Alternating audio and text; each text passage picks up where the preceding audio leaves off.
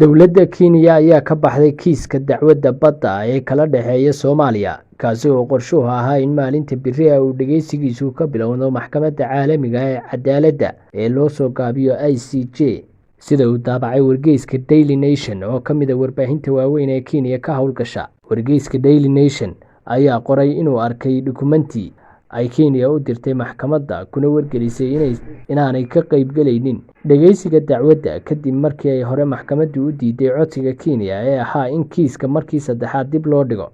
Warbixinta wargeyska ayaa lagu sheegay in Nairobi ay maxkamadda ku eedeysay inay u xaglinayso Soomaaliya, isla markaana aanay diyaar u ahayn inay aqbasho codsiga Kenya ee ahaa in kiiska dib loo dhigo sababo la xiriira xanuunka COVID-19. Xeer Ilaaliyaha Guud ee waddanka Kenya ayaa go'aanka Kenya u gudbiyay maxkamadda ICJ 11kii bishan.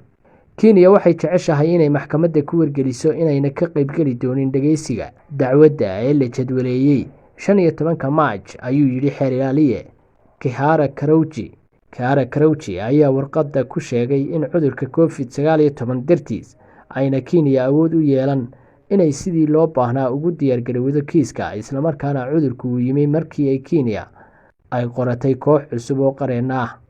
Sababtaa darteedna Kenya iyo kooxdeeda sharciga waxaa loo diiday fursad ay ku sameeyaan diyaargarow lagama maarmaan ah, ayuu yidhi Kihara Karouchi oo ah Xeer Ilaaliyaha Guud ee waddanka Kenya.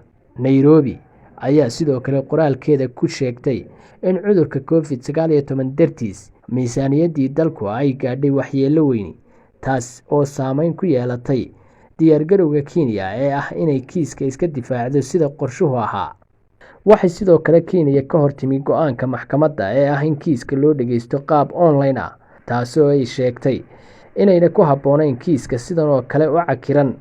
Sida uu sheegay Kihara Karouchi, Xeer Ilaaliyaha Guud ee waddanka Kenya, kiiska ayaa ku dhisan inay qaab sawir ahaan wax u muujiso Kenya. Sidaas darteed, ayuu yidhi, laguma fulin karo qaab maqal arag ah ama online ah in doodda lagu galo. Sidoo kale, dowladda Kenya ayaa ka hortimi in kiiska uu garsoore ka noqdo Cabdulqawi Axmed Yuusuf oo ah nin Soomaali ah oo ka mid ah garsoorayaasha Maxkamadda Sare ee Cadaaladda Adduunka.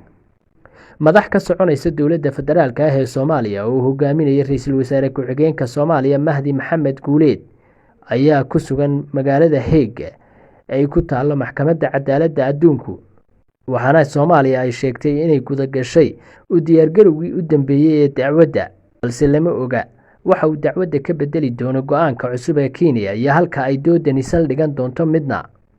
Khalid Mahdi, Sahan TV.